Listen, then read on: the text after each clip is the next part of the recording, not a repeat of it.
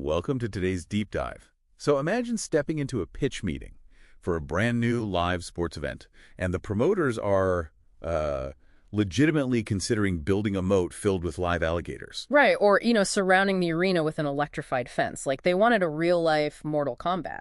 Yeah, exactly. So our mission today for you listening is to figure out how this wild, banned, super bloody spectacle transformed into a $21 billion global sports monopoly, because that first tournament was just wild. Oh, it was. I mean, back in 1993, the UFC wasn't really a sport. It was essentially a marketing experiment to see which martial art is the most effective in a completely unregulated fight. Right. There were absolutely no weight classes. And the matchups were totally bizarre. I mean, you had a boxer, Art Jefferson, literally stepping into the cage wearing one single boxing glove. Yeah, just one glove. And then you had Royce Gracie. He weighed maybe 175 pounds, but he ended up submitting these massive, muscular opponents. Oh, wow. Wait, really? Right. Yeah.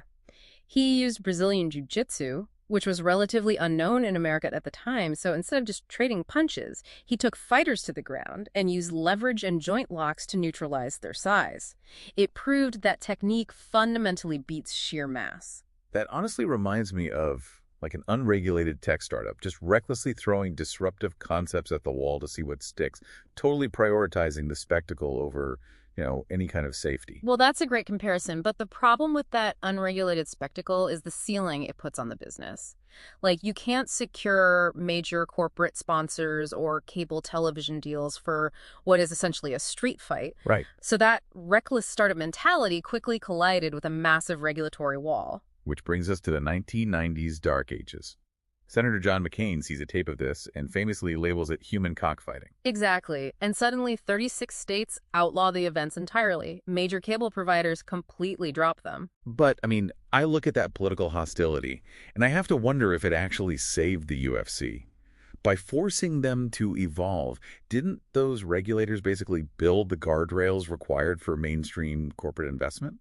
Well, I wouldn't call it a rescue. At the time, it was just pure desperation. I mean, they were bleeding money and effectively exiled from television. Working with New Jersey regulators in 2001 was a sheer survival tactic. So that's when they established the unified rules, right? Yeah, adding mandatory gloves, strict weight classes, banning groin strikes. They basically traded the alligator moat for medical testing just to stay alive. Okay, so they survived the regulators. Mm-hmm. But, mere survival doesn't equal a billion-dollar valuation. They needed a cultural spark.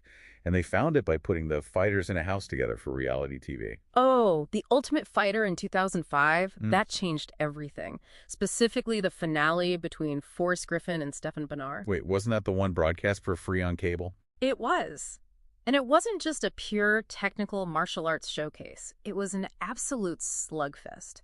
The sheer display of heart and endurance completely hooked the mainstream audience. It proved the sport could be thrilling without feeling like an underground crime. It proved the concept worked on television. And from there, the UFC's parent company, Zuffa, kind of shifts from survival to aggressive domination. I think of it like a monopoly board. They didn't just buy Park Place, they bought the bank itself. They systematically bought out major competitors like Pride and Strikeforce.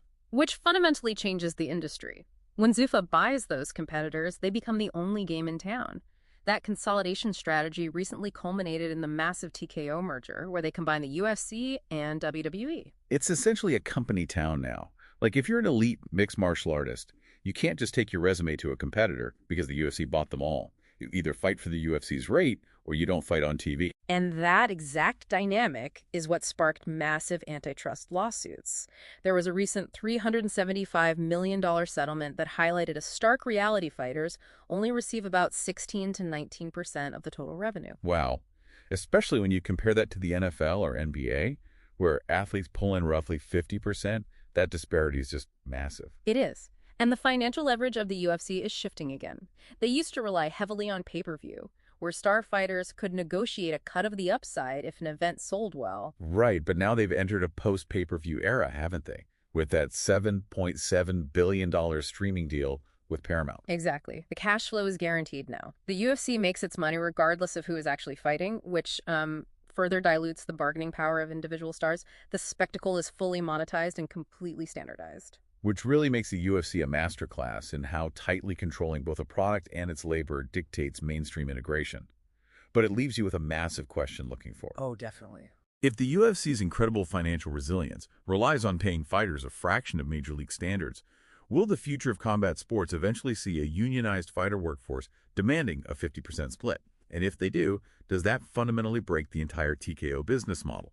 Something for you to mull over until next time.